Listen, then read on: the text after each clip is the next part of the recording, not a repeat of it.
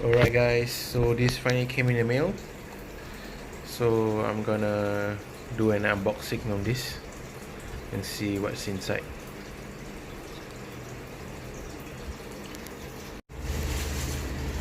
Alright, what you will have is the box here, the game capture, the sticker. This one is the instructions or something. This one is the USB cable, HDMI cable, and this is what's inside the box.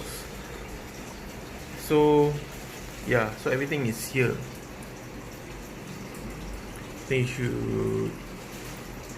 it shows you how to connect. I think it's pretty straightforward. And maybe you need to download some drivers, I'm not sure. So here they show you the in and outs of the HDMI. So basically that's all. I will try to get it set up and running and hopefully post another video for you guys. Thank you.